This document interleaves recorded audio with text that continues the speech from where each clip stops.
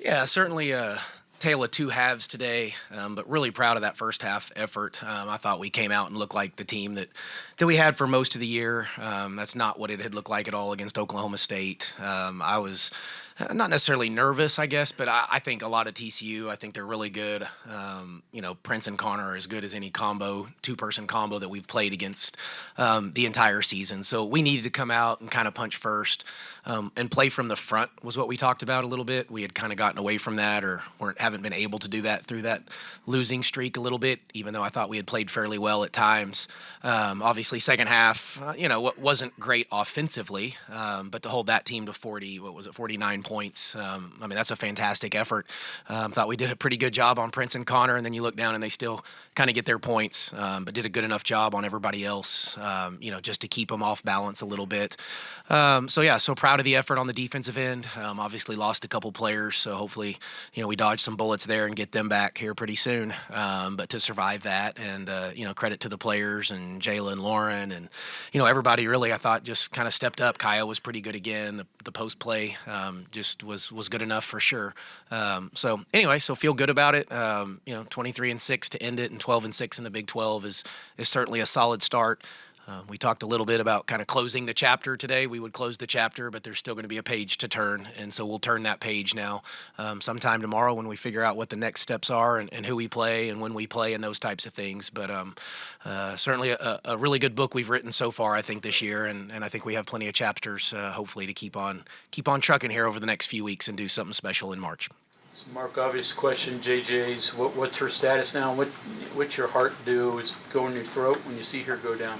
Yeah, no, obviously. You would feel for any kid. JJ is, certainly the leader of this group, on the court, and you never want to see somebody go down. I do not know. I don't have any report for you as of right now. I'm sure over the next couple of days we'll get a better report on that one, and hopefully, like I said, we dodge a bullet and get her back here healthy pretty soon. Do you know if it's an ankle or it look like an ankle? I don't know. I think it's a knee. Yeah. Does that change your game? Because you guys were up, I think, 21 when she went down, and obviously they started to make a run. How does that change things? Well, they did, but I thought the run came in the fourth quarter. I thought in the third quarter when she went down, we were running good offense. We were getting really good looks. We were still turning them over. I thought we were playing our brand of basketball through that stretch. Now, we didn't make any of those. We didn't make very many of those shots and turned it over a little bit more in that third and fourth quarter. Because I think at half we had two turnovers, and then we ended with 12, so we had 10 in the second half, so that's not good enough. So just got a little sloppy and loose with the basketball. But again, I thought we defended well enough to kind of keep them at bay. Obviously, thankfully, we had the big lead at half we were able to do that. But yeah, just lost our way a little bit on the offensive end. They were playing zone and man and mixing it up a little bit to probably keep us off balance. But I thought Hemingway's three, when they were kind of cutting it down, I don't remember what it was, maybe 11 or 10, and she got it back to 13 or 14 was a really big shot for us, kind of took the pressure off a little bit. You mentioned the other day about Jayla kind of accepting her role, and she got you the 5 big points in the fourth quarter.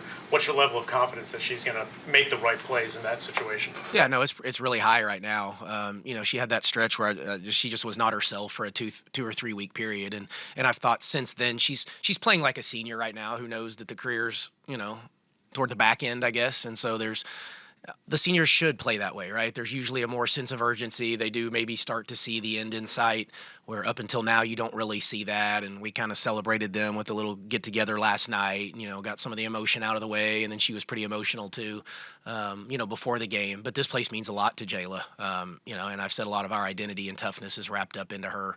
But yeah, a lot of blood, sweat, and tears for that kid. So I'm really happy that she's playing at the level she is right now. You've got basketball left, but this is the final game here. So, home finale, does it mean anything? But because you've got so much more basketball to play, does it sort of get lost? Well, I don't know. I don't think it gets lost. I don't want it to get lost. This was a lot of fun in here, and I think we've built a ton of momentum throughout the season. And, I thought it was another really good crowd today. The doubleheaders are a little tricky, but I thought that was a really, really good crowd.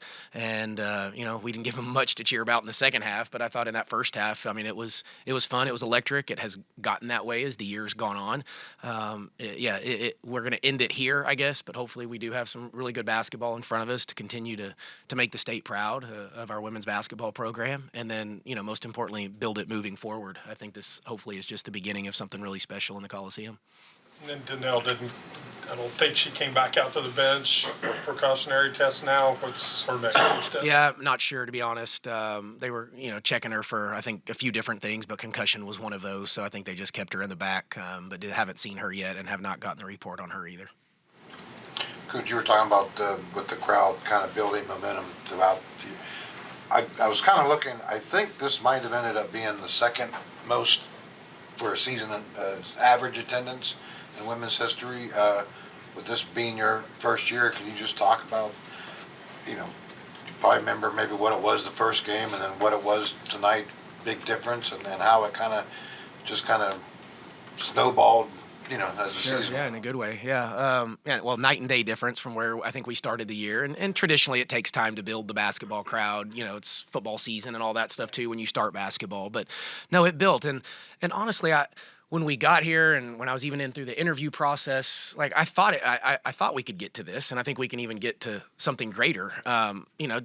I didn't know if it would happen this year. Didn't know that we'd have necessarily the success that we've had. Although I dreamed about it and thought that it could happen. And when you talk to Ren Baker, I think he believes in it. And we knew we had a passionate fan base, I think, that was dying to support it.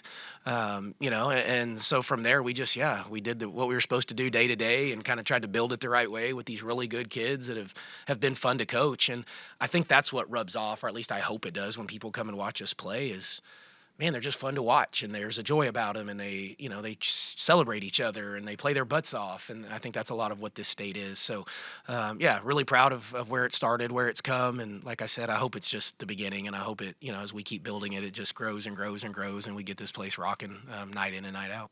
And obviously, there's still games we played today, and then obviously Baylor plays tomorrow. Do you care what seed you guys are, or what bracket, or?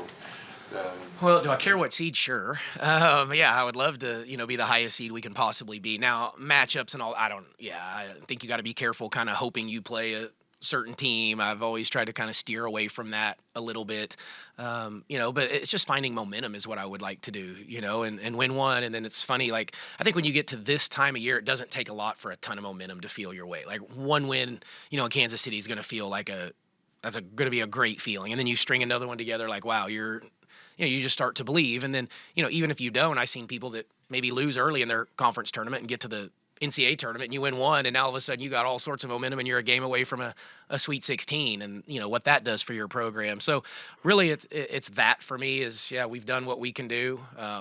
Obviously that Oklahoma State game I'd love to have back, and if we could have finished Baylor, but you can't live that, like I can't live that way, and these kids have battled so hard for me all year that I'm proud of where we're at right now. And I think honestly, if you would have given me 23-6 and 12-6 before the year started, I would have taken you up on that one. And then when you get in it, though, maybe not. But before the year started, I probably would have said, I'll go ahead and take that one. But, we still have plenty of basketball in front of us. And I think that's what the exciting part is we're not at the end of it. So are you a guy that looks at bracketology? Does anybody, staff, players, do it and at least admit it to you?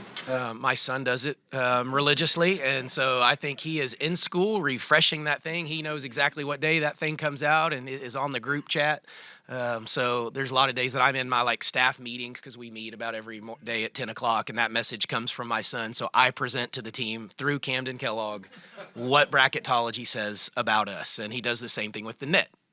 And that updates every day, so we'll get that message, and he will let me know if we moved up or down and how we're doing. And, he got so rowdy tonight, I told him to shut up at one point. And I was like, dude, you cannot. He's standing up yelling. I won't even tell you what he was yelling, but I looked at it. I was like, stop. But he is passionate, and I love him for that. He does care deeply. Can you speak to the team's mental toughness to be able to put aside the emotion of senior day and then actually coming out and punching first? Yeah, no, they did a really good job. Part of, I don't know if I'd call it a trick, but we did, we have their families come in, and we treated them to dinner and our team to dinner last night to get some of that and let them get on the mic and talk and, just kind of go through some of that emotion. J-Lo got pretty emotional today, before the game, but then she was able to put that, to rest. But really all year, regardless if it's senior night, and I've said this a million times, but they just have stayed the course. even through, win a bunch in a row, lose a few in a row, which we were fortunate not to do that very often. But I never doubted. I've never had any doubt in this team to respond. And I even thought after Baylor, I thought mentally we were fine going into Oklahoma State from that loss. Like, we had mentally turned the corner. We were ready to go. We just had no juice. It was 3 games in 6 days. We just weren't great, and didn't make shots. And that's the only time all year that I've kind of said that and felt a little disappointed that we didn't put forth a quality effort. But again, coming back from that, and everybody talked about the 3 losses and starts asking me questions about it, but I never had any doubt that we wouldn't. I didn't know we were going to win necessarily today, but I knew we'd come out and our effort would be at the level that we've grown to expect.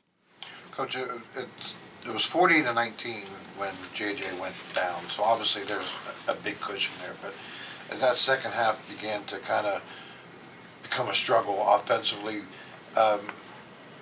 how many adjustments? Like, what, from a coaching end, I mean, you're probably trying, 10, 20, 30 different things to just try to get a bucket, right? I mean, yeah, you do. I mean, yeah, you're really honestly trying to figure out which player's going, who has the hot hand, who can we get it to in their sweet spot. You're still trying to obviously always, we want to get to the rim first and attack and play through the paint. So are we doing that? But really, the third quarter, we only lost by 2. Right. So it wasn't that. Like, we survived that. So I think we were still up, right? 18 going into the, or 19 maybe going into the fourth. Yeah, and then we lose that one by 10. And so, we lost our way a little bit more in the fourth, I thought. Then the third, I thought we were okay. JJ got hurt. Like I said, we were still playing offense the way we wanted to and turning them over a little bit. Our guards were still pressuring. We probably got a little tired. It's just some depth again. Donnell's out. JJ's out. So we're playing those other kids a little bit more than we would have liked. But yeah, it's just searching. Right shots, right kids, right time, who wants it, never really found it, but we were searching. Yeah, you're right. There was probably 20 or 30 possessions still left, and you're fighting like heck. But I thought we defended well enough, so when it didn't all work out, and we told them that in the fourth quarter, like, I don't know what the offense is going to look like, but you're defending well enough to win this game, so gut it out, and we'll feel good about it. Thanks, everyone. Thanks, everybody. Appreciate it all year.